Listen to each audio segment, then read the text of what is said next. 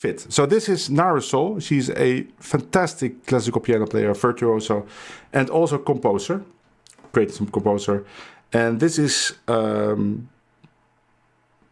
getting to know bebop, mostly because she wants to write kind of a classical piece with bebop influence, something like that. But before she does that, of course, she's got to learn about the music.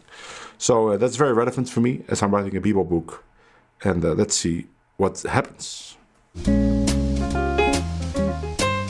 Recently, I spent a lot of time studying bebop. It's been a long, ongoing journey full of ups and downs, a lot of confusion, and some breakthroughs.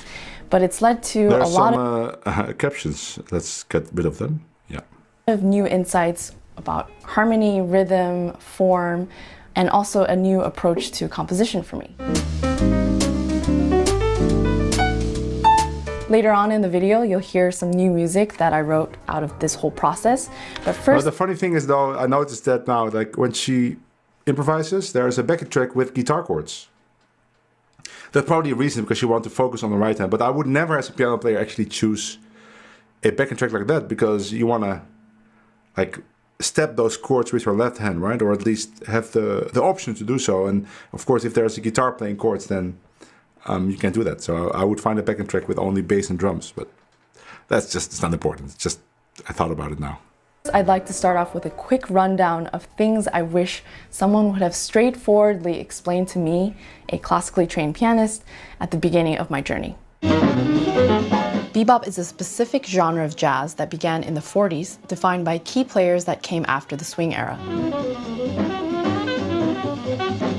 Unlike classical music, where the score gives you exact instructions as to what notes to play, the articulation, dynamics, and phrasing, in bebop, as well as other forms of jazz, you have what is called a lead sheet, which gives you a blueprint of the melody and harmony. Which is true, I think. But if we look here at the page from the real book, I think that real book actually came after bebop. Right? Maybe that's something that came in the 80s. And I have some gripes with the real book. Not so much about the chord progressions, which of course sometimes are wrong, but with the font. Because this font, I don't think they chose this font because they wanted to create a jazz font or something, but it's just something that happened. But now all of these programs like Sibelius, Guitar Pro, and Finale, they have the jazz font. Right? And I never use it because it's hard to read. I mean, it's just much harder to read than normal font. But I use normal font. People always ask me, why don't you use jazz font, right? Like, you have to write jazz in this font. But I think the real book is responsible for this font. It's fine, but I would never use it. It just makes things harder to read. So, okay, but her point, like a lead sheet in the jazz bebop is true, probably. Although not these lead sheets, probably handwritten lead sheets. And of course, in gypsy jazz, there's generally we don't use lead sheets. You could use them, and I think Robin Nolan wrote a great book with lead sheets, but in practice, you just learn the songs backstage. Somebody shows you the chords, you listen to the theme played by Django or something, or somebody sings it to you and you learn it that way. And there's no real lead sheets on stage. In gypsy jazz, it's very rare to see lead sheets of any kind. But of course, it could be used. Actually, in bebop, also it isn't really used, right? It's more to practice for jam sessions, but not in a gig or something. And sometimes rhythm. You're just supposed to know tunes. Which is interesting, like how many tunes are you supposed to know? Somebody asked me, I was playing with Paulus this week, and the clarinet player David Lukas and the bass player Mateusz Nikolaevski, and we played 2 sets, 50-minute sets, and of course we didn't use any lead sheets, and I always get this question like, oh, like you're playing everything by heart, like how long does it take you to learn those tunes? Like, how many times did you rehearse? That was the first question. And I get that question every concert. And of course, it was the first time we played together in that exact lineup. And we only rehearsed, I don't know, 1 hour before. Right? But we chose songs we all knew. And if somebody didn't know a song, we were very fast to teach. Like the clarinet player didn't know Tears, but I showed him the chords. And I was playing the theme anyway on the violin. So he only had to improvise on the chords. Right? It goes very quickly. And then people So people are already surprised by the fact that you don't have to rehearse, but of course they don't necessarily understand how jazz works. But then they also ask like, oh, you played everything by heart, like how long did it take? And then the answer was, of course, that didn't take any time because we already knew those songs. But then the next question is like, how many songs do you know? So this is difficult to judge. But I answered that person, I remember that because it was only a couple of days ago. I said, I think I know about 300 tunes, right? And Paul is probably also 300 tunes. Might not be the same exact 300 tunes, but there's so much overlap, we can always find about 80 tunes we could play together, right? And I think this math goes for every professional musician in the style. We know all these tunes. So because you know the tunes, you don't need the lead sheets. And sometimes there are different versions of tunes, but then you have to talk about it. But then you still don't need a lead sheet. You just need to talk about this one different chord. Strong, as Double Whiskey says, strong opinion. But if I'm at a concert as a guest and the musicians stare at sheets, I feel like they don't value the audience enough to prepare the songs to play without sheets. Well, I see what you're saying, but of course in classical music or string quartets, this is normal, and I don't have the feeling when they do that. I think it's more of optics, right? You're not used to seeing it, so when you see it, it looks like it's not supposed to be there. But if the playing is great and people are not buried in the score, you can have a lead sheet. In fact, on the concert with Paulus, I had one song I had to read because Paulus messaged me 2 o'clock in the night to play a very complicated tune, like more of a classical piece that I never played. So I woke up, I transcribed it, and I had to read it, of course, because I didn't know it by heart on that same day. But I put the stand on the stage. I told the story, people laughing, of course. We played a tune and I put it away because I know the optics. I don't want to have a music stand in front of me all the time when I play this kind of music. In a big orchestra, it's fine, but at band gigs, it's no-go for me. Well, how about string quartets or piano trio? It's small band. Still, they use music, and I think it's fine. So let's go on with the video. Over which you improvise.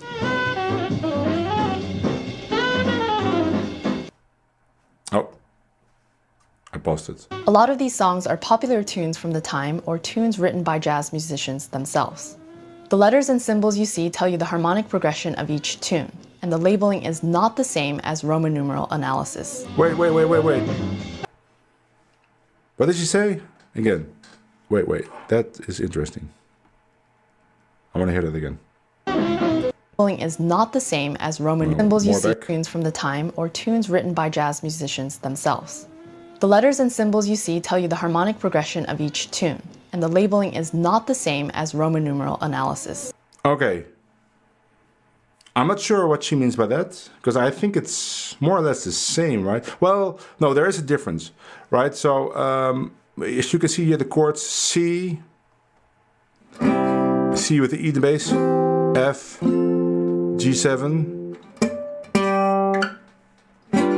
A minor, and then it says 1, and then 1, what do you call that in English? In Dutch is seksligging, 1, I don't know, but the first inversion, that means, that 6 means first inversion, 4 and then 5 in, that 7 means that's dominant, and then 6. Yeah, it's not the same, I guess, because we don't write the inversions in the Roman numerals, but we still talk in functions. In fact, it's actually preferable to talk in functions instead of letters because, for example, if I play guitar with a clarinet player and I'm going to say we're going to play Tears and it's C minor with the E flat and bass, D half diminished, G7. It's fine, but he has to think, now C minor, so that's D minor for me. Then it's E half diminished. So it's better to just say 1, like 6, 2, 5 in C minor, and that for him is D minor. But then he only has to transpose 1 chord in his head. It's only C minor. The 1, 6, 2, 5 for him, he knows in that new key. So we still talk a lot in functions in jazz, and it's actually preferable in large groups with lots of different instruments. Maybe you have a alto saxophone, which is a E flat instrument. So for that guy, if we're playing C, it's an A for him. So then it's even more difficult. Let's say we have a saxophone player, a clarinet player, and a French horn player. It's an instrument F, right? So it's just much better to say one. So in this case, we wouldn't say one in first inversion. We would just actually, we would say that, but we wouldn't say one in the sixth inversion. We would just say one and then one with third in the bass. We would say 4, 5. We wouldn't say 5, 7. 5 is always 7 in jazz. So yeah, she's right. It's not exactly the same as Roman numeral analysis, but we still talk a lot in those Roman numerals, or we call them functions.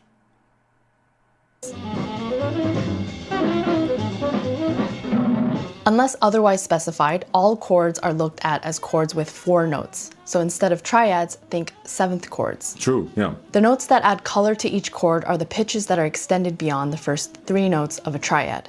So after the first, third, and fifth pitches, consider also the 7th, 9th, 11th, and 13th pitches above the root of the chord.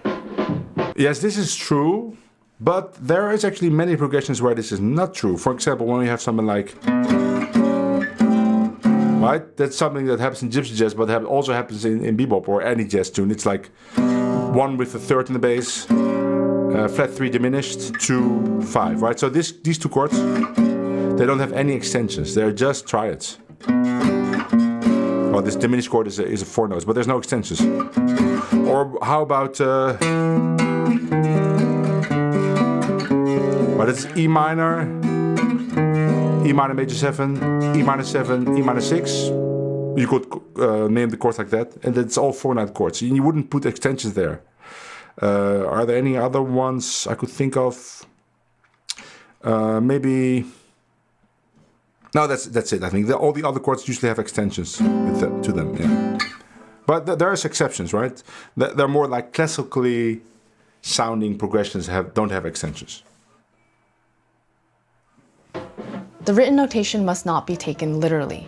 A swing feel is implied for most tunes, and the closest description of it is a triplet feel, but it's best not to think about that so literally as well. Refer to recordings of bebop players. That's interesting. And I have to stop it every second. Yeah, the swing feel. If somebody would ask me, well, how do you play 2/8 notes? I would also say it's difficult to define it. Well, no, actually, I have a way to say it. But yeah, one way to approximate that in notation would be a triplet, where you play the first and the third note of a triplet. So if you have 3, 4, 1, 2, you play triplets. 1, 2, 3, 1, 2, 3. You play the first and the third note. So 1, 2, 3, 1, 2, 3, 1, 2, 3, 1, 3, 1. Yeah, that approximates swing timing. But I would just actually say, because there are people that play a little bit more straight, right? They're more like even 8th notes almost, and there are people that play very swingy, for like Django, for example, in that style. I would just say it's a short note and a long note. So you get long, short, long, short, long, short, long, short, long, right? So long, short, long, short, long, short, long. And then the key to having a solid string rhythm is to have consistency there. So you want every long note to be the same length as every other long note, and every short note the same length as every other short note. So you don't want to have like... There's no consistency, like some of the longer notes are longer than others. You want to have them really... Let's say I'm gonna swing a lot. No, I'm gonna play really long short. Right, you could play like that, or I could play a little bit more straight. Right, and everything in between is still swing, as long as you don't play completely straight. I know there are people that say, no, you can play completely straight, it's fine. Or they say, like, when you play really fast, it's straight anyway. But I have actually tested this.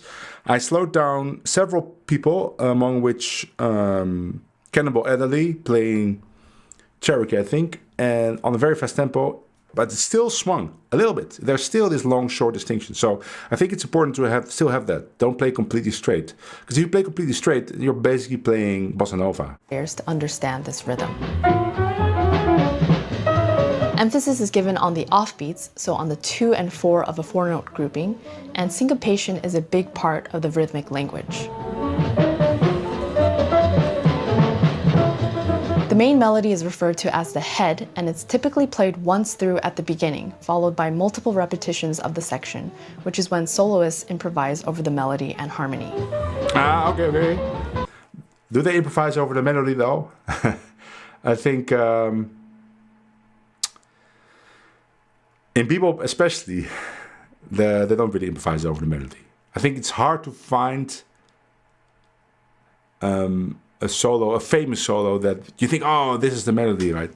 I think this is more of a teaching tool, like sing the melody and play variations, but I mean, there's even many themes in bebop that are not really themes. Like they're just like little riffs that are basically like Don Ali. Don Ali is just a solo. It's an improvised solo, and it's a theme now. But you're not gonna play that theme in the melody, or that melody in the improvisation, because then it's kind of weird to do that. And there's also bebop themes that are just riffs.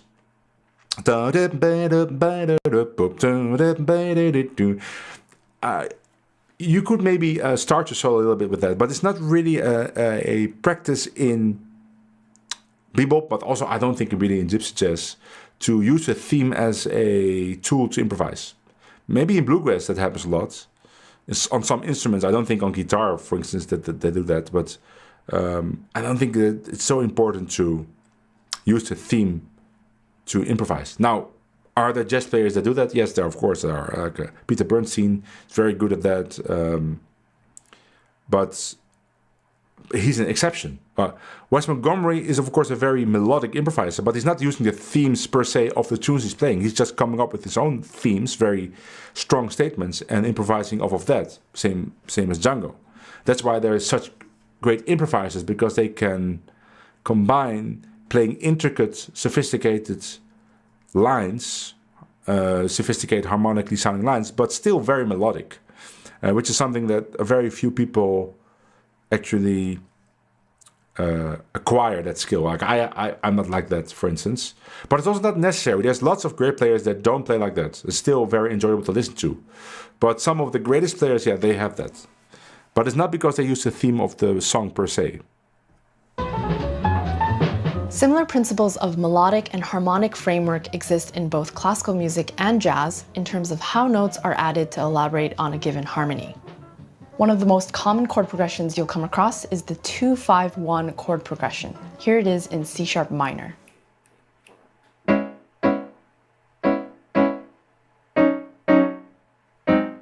And here's an excerpt from Chopin's Fantasy Impromptu.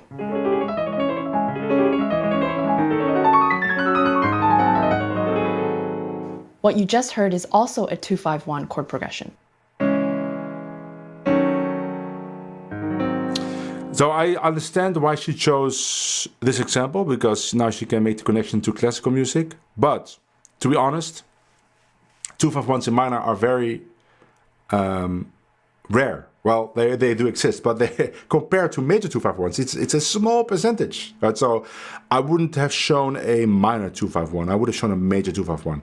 Another reason to show a major 2-5-1 is that because on a minor 2-5-1, a lot of bebop musicians actually don't really play on the 2 chord. They skip it. They just start playing on the 5 chord, and they play some altered lines. That's what they do in gypsy jazz as well. In fact, like Charlie Parker, if you go study some Charlie Parker solos, you will see that oftentimes on a minor 2-5-1, he either doesn't play the 2 chord in the solos, or he actually plays a normal 2 chord. So even the 2-5-1 might be G half diminished C7F minor.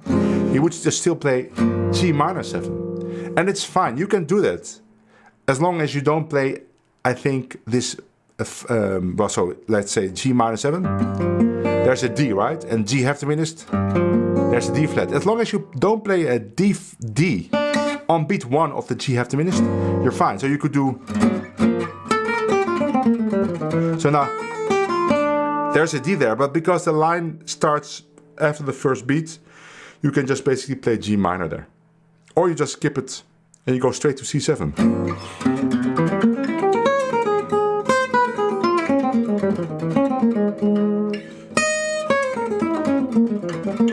You These are all lines for C7.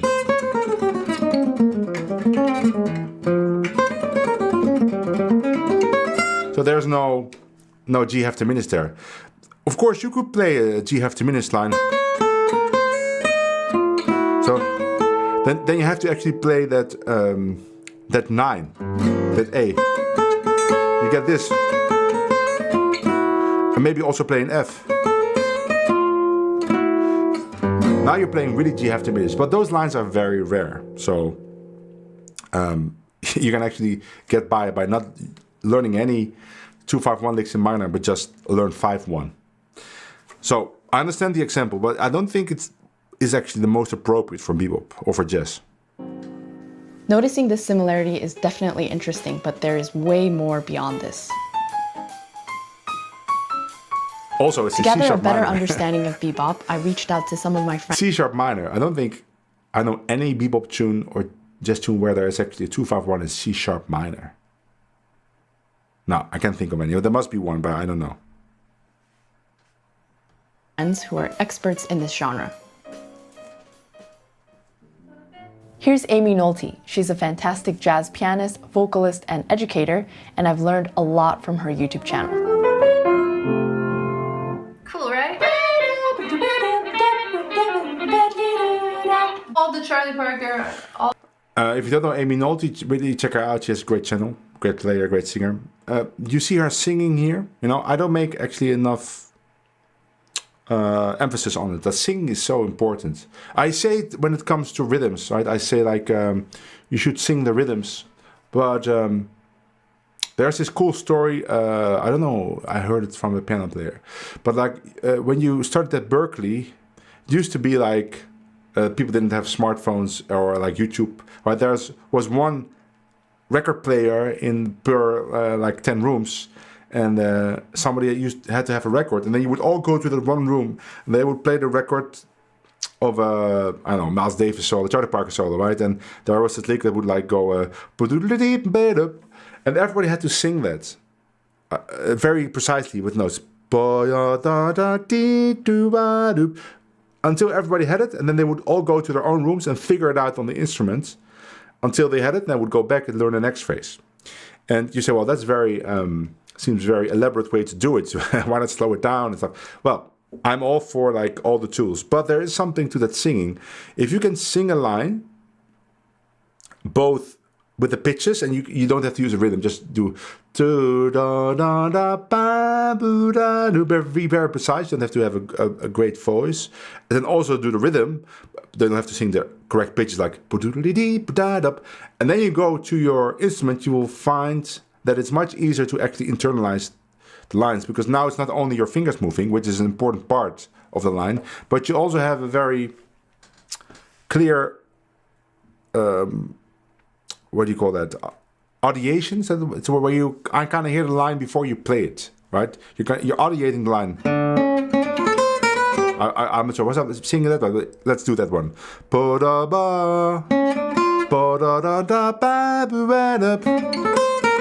Right? And you sing it all the time. That's another thing. You could sing that walking down the street, driving in your car.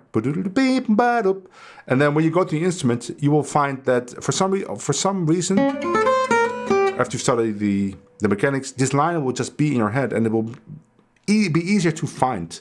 So all the phrases that I teach on my channel, actually the singing is something that I should emphasize more, also when it comes to pitch.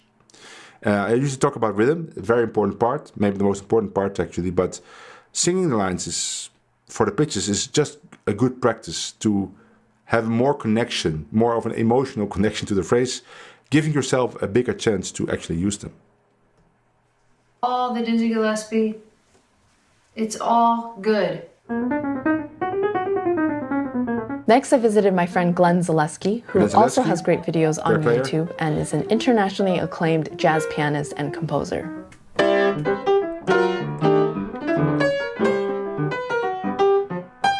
What if I were to sing it? Like, I would sing that like da da da da da da da da da, like very legato, very smooth, right? But I could take the exact same line and sing it in a bebop kind of way with just a little bit of swing feel and a little bit of inflection. Same exact line, you get a totally different thing. da da da da da da da da. All of a sudden, right? Like just a syncopated way of saying my, like everything changes. Right?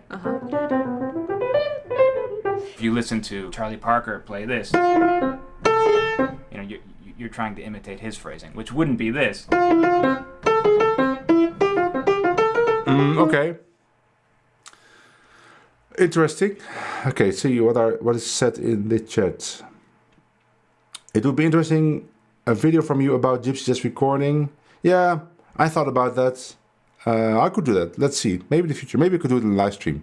Hello, Filipios. Do you have videos on your channel about chords progression in Gypsy Jazz? Actually, I have many videos about chord progressions. But here's the thing. Chord progressions in Gypsy Jazz, they are the same as in other jazz styles, right? It's the same kind of basic ingredients. You know what? I'll get back to the question after the video. But here I want to say something. He's showing au privaaf. And he's playing it first like he would normally play it, and then he plays it to demonstrate that you shouldn't play it without the phrasing. But actually, he's also playing it straight. So here we get to the question, what is phrasing? Because phrasing is a kind of a loose term that's used for all kinds of things. I think he's talking about articulation, like where you have target notes, and some ghost notes. I wouldn't call that phrasing. I would call that articulation, right? And he's talking about the swing feel, and I would call that swing feel. So to play that line right, you need both articulation, like I have a ghost note on the E and on the G sharp. And you need to swing. Phrasing for me would be, well, literally what phrasing means is where you breathe between phrases, right? When you tell a story, sometimes you have to stop the sentence, take a breath, and start a new one. So that is phrasing if you play a solo. So I play a Hansuk Rose.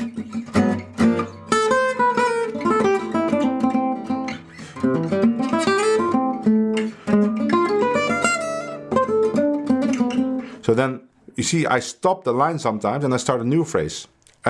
So that's what I call phrasing. But phrasing is kind of a loose term and it's used for many things. But every time in an exam on my university, I ask, like, what do you mean by phrasing? People have a lot of difficulty answering that question. I think I could ask Glenn here and he would also say, well, actually, maybe I mean articulation. I don't know. I don't know what he would say, but I'm not sure what he means. It would be more gestural. And you could look at the line on a piece of paper and put accents. Accents? Some notes that you definitely hear more than others, right? It's a rhythm underneath this, which is like 8, 4, 1, 2, 3, 4,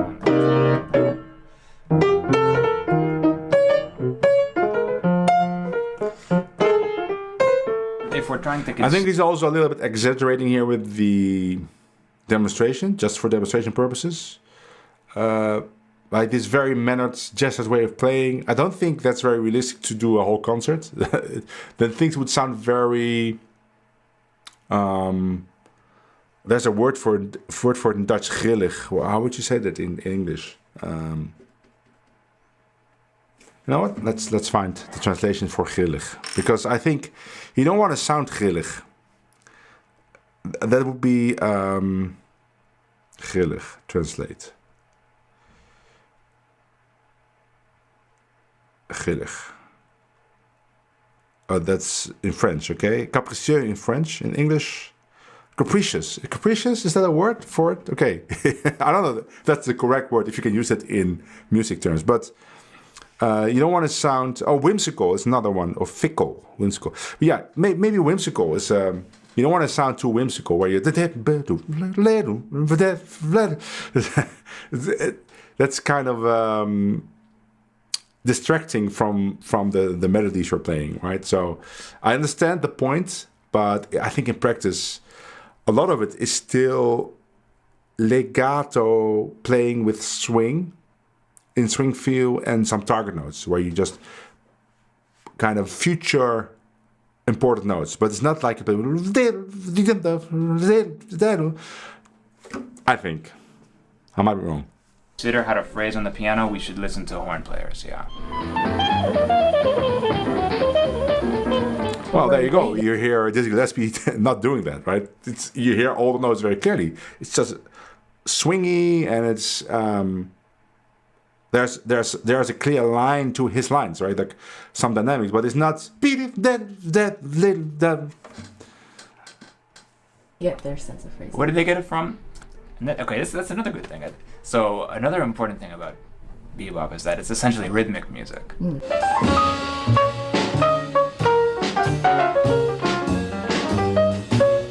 lot of this language. And there you have to know his monk. And even though he's moving maybe whimsical or capricious, actually when you listen to the notes, you kind of hear all the notes, right? Comes from the drums.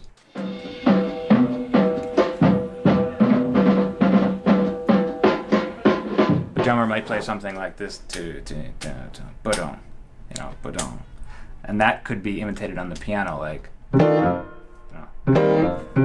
or it could even be imitated. Okay. By, This is making a good point. Like a lot of the language of drummers, right? It sounds like they're playing phrases, but without pitch, like. But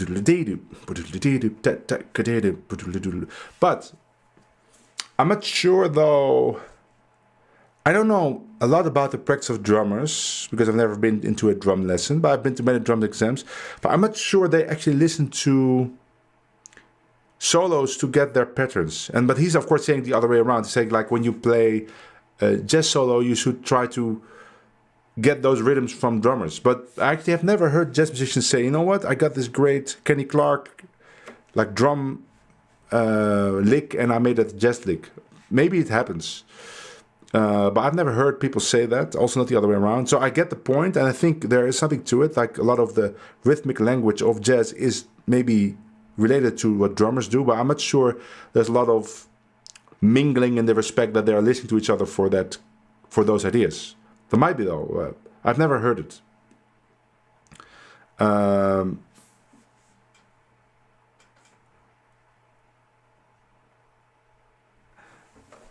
Then then another thing is he's doing this drum accent like he's counting 1, 2, 3, 4, ba-doom. So that sounds to me like the doom is on the beat, right? 1, 2, 3, 4, ba-doom. But I think he's demonstrating it the other way around. He's doing T-doom. I think. I'm not sure. Let's listen again. Like, but the drummer might play something like this to 2, 3. Yeah, 1, 2, 3, 4, ba-dum. And that could be imitated on the piano, like 3, 4. There you go. Yeah, he's doing it the other way or it around. could even be imitated by a line. Yeah, and also in the line now it's, but I know how this works. Like he's doing this on the spot, and everything he says probably is true. But the connection with the drummer is actually not there here. But that's a little bit my point. I don't think the connection is just 1-to-1 as he's stating it here. I think that's more afterwards when we listen to it, where you say, okay, you know what, I can hear this drum solo. There's some kind of the same kind of rhythmic patterns that the saxophone player was using, but there's not this 1-to-1 cross-pollination.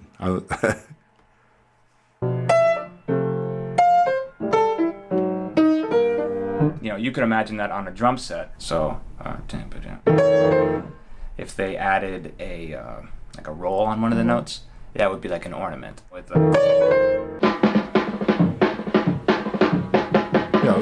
That is kind of true, right? The ornaments, yeah. There's I like that. a bounce. Yeah. There's I hear the bass being emphasized, but then the chords, they're kind of punchy and they're on the offbeats. Yeah, good. And how do you so know observant. how do you know when to do that? 1, 2, 3, 4. 1, 2, 3, 4. 1, 2, 3, 4. 1, 2, 3, 4. 1, 2, 3, 4. 1, 2. You see how she counts to 4? That's the way you should count to 4. There's this kind of a weight on the 2 and 4. 1, 2, 1, 2, 3, 4. 1, 2, 3, 4. And you immediately feel the swing there. So that's a great way to practice that. A lot of times when people count, you don't really feel the swing there. It's like they think 1, 2, 3, 4. I think you should. Well, the one thing is you count long. I think you should count short, because there's more impulse when you count short, like 1, 2, 1, 2, 3, 4. She counts 1, 2, 3, 4, like more like a rhythm guitar on a big, but like. I don't really think you should count like that when you count for a band to get the tempo, but for this demonstration it's fine, of course. She wants to mimic this kind of.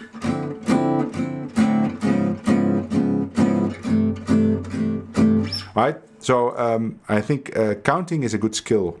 A lot of people, they never count. So when I ask them, can you count? Like especially students, they're very inhibited to count, and they're afraid to do it because they feel embarrassed by making a show of it. But you should actually, like, you start with the snaps and then you feel, and you should actually sing the theme. Right? Let's say we're playing Au Privat. So you should hear your head. Just to give the good tempo. And then 1, 2, 1, 2, 3, 4. So then this gives the band really the exact feel that you want. If you start counting 1, 2, 1, 2, 3, 4, nobody really knows what you want. Right? So counting is important. Like that. That's not a bad one. So it's 1 and on the and of 1. 1 and 2 and 3 and 4 and so it's like and of 1, 3, and of 4. Hold it out for the next bar. That's a pretty good way to start. You know what I'm thinking about? To my time, I'm talking about. Dizzy Gillespie?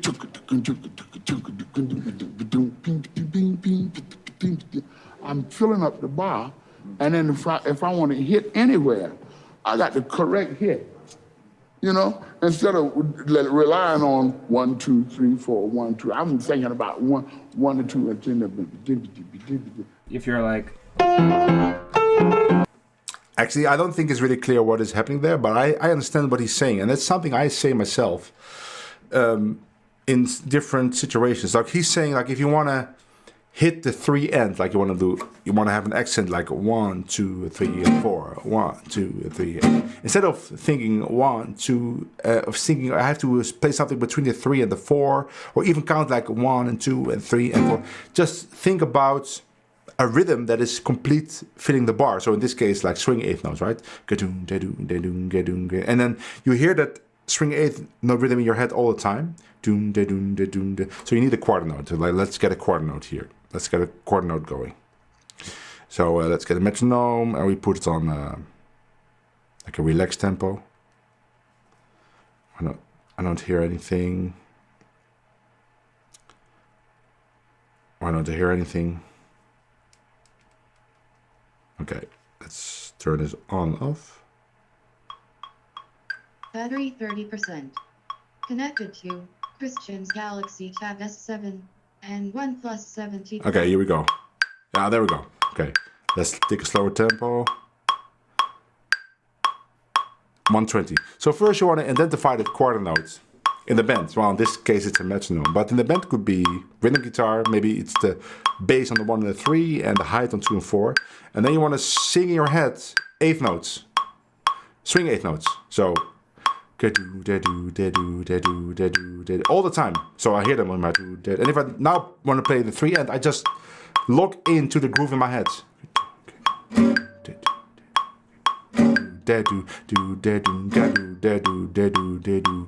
Instead of focusing on the quarter notes, focus on something that fills the bar in the most common rhythm. In fact, when you play a jazz solo, you should do the same thing. So I play minor swing. No, let's pick another tune. Let's play. So we play All of Me, right?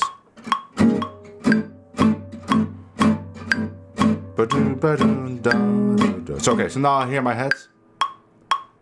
And I'm gonna play a solo. And I just log into the swinging 8th notes. And I can stop here, but I still need to hear those swing 8th notes. They keep going in my head. So when I start playing again, I need to log into that basic groove. Let's turn a little bit down. Okay, here we go.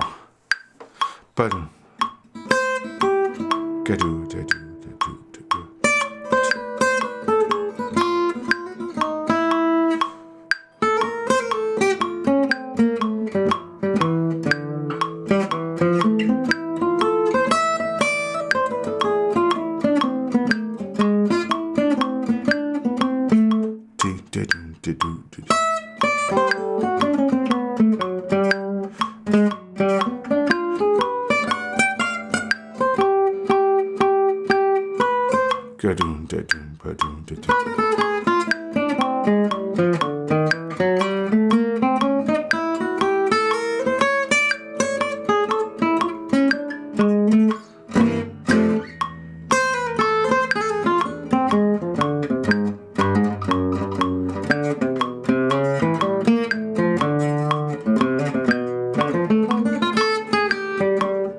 So if I play triads, triplets, I need to switch in my head from do da do da do to like even sounding diggity diggity diggity diggity diggity diggity dip. Oh yeah, sorry, yeah. You can't see the guitar right now. Yeah, of course. I'm sorry. Yeah, because okay, when I play guitar, I will switch my screen.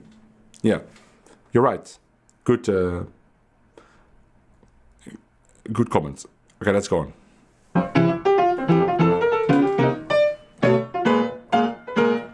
That loses a certain element of syncopation. Okay, what is he At saying some point here? we need Let's go to back. hear- 1 or 2 or 3.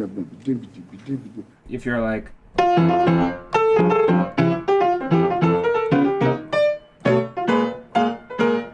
that loses a certain element of syncopation. At some point we need to hear.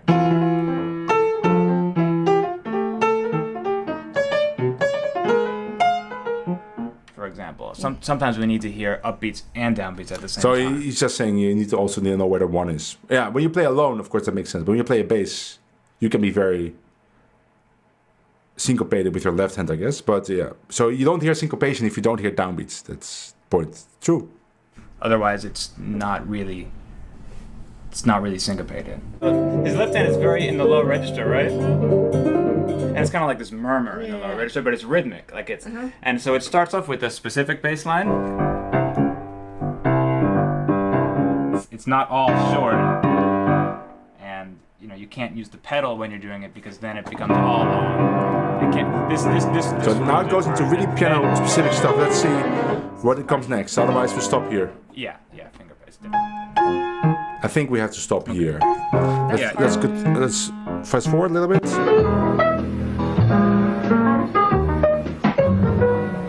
Another element that's used all the time in bebop is called the enclosure. Oh, well, it's And interesting. I think Let's go. did I do it? Let me see.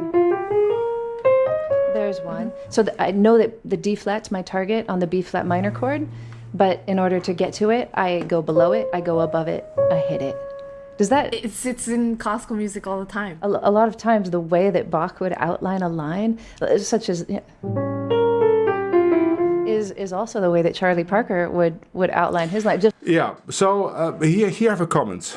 Of course, I understand this conversation is just a natural, just it happens on the spot, right? Nobody's thinking about what they're saying.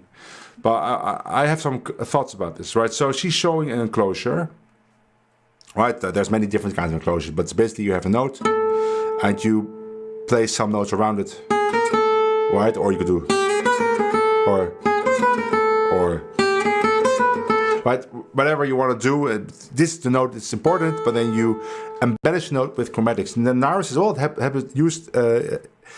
It's happening in classical music all the time, and it sounds to me like the point is that it's very similar, but it's actually not similar in the sense that in classical music it's maybe an embellishment. It's part of a. This embellishment might come back later, right? It's part of the composition. But in jazz, the enclosures have a very specific function. It's to outline in your improvisation, because that's part of it. It's to outline in improvisation the certain important notes, and to do it in that flow of swinging eighth notes, right? You don't want to play too many quarter notes in jazz improvisation. You don't want to play sort of like this, like this. Oh. I'll switch my screen so you can see what I'm saying. So let's see if that works. Did it work? Do you see me big now? Yeah, I can see that here now. But okay, I assume it works. So you want to play a solo on All of Me like this. And then the sound is gone here. Oh, we'll do it without metronome. 1, 2, 1, 2, 3, 4.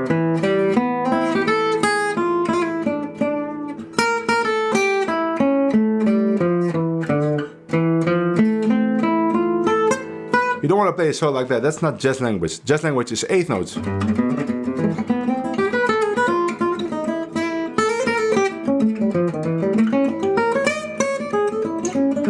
Right? To keep that flow of the eighth notes and be able to outline chords, we need to have many notes that we can play in between the chord notes. So I don't think it worked actually. Let me see. I'm not big in the screen, right? Oh, I am. Actually, okay. That's good. So to play, to be able to have enough notes to fill those eighth notes, enclosures is one of the tricks we can use.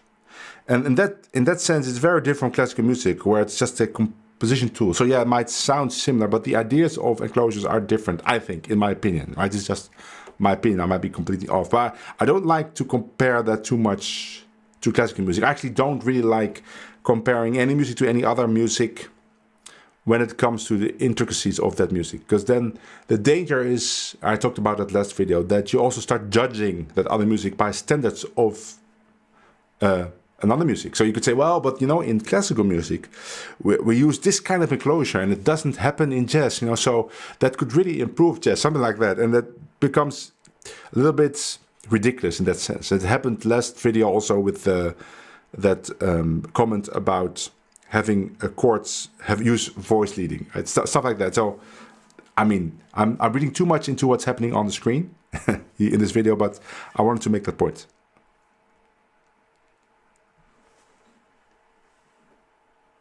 Just with a different inflection. Like, you hear it all the time. Right. Yeah, it's the same. I mean, bebop is a very ornamental language. Could be. Right. Nice. They all sound good. It's this thing that could go on all day. It could go on longer or kind of stop at any time. You're just tapping into kind of a rhythmic flow. You don't wonder, like, how are they coming up with that stuff? You just think, oh yeah, they're grooving, right? They're grooving. What is he playing? It's like a D flat 7 kind of sound over the G7. A difference between In the Mood and Cheryl. These are both blueses, right? In the Mood is a blues, and Opera Vav, what I just played, is a blues. This is In the Mood. Right, so that's In the Mood. And this is Opera Vav.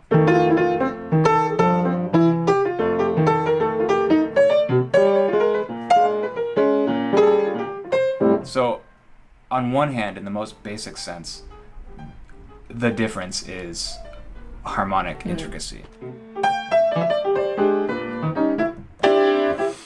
Yeah, I could make a point here. Maybe it's kind of childish to make the point, but well, first I noticed that when he showed In the Mood, he was really making effort not to make it sound good. And he was making effort to make the Opera Vav sound good. But if you listen to the original recordings of In the Mood or other recordings, it actually can be found very good. I mean, there's like lots of swinging things going on, and it's harmonized in a really nice way. Oh, it's swinging.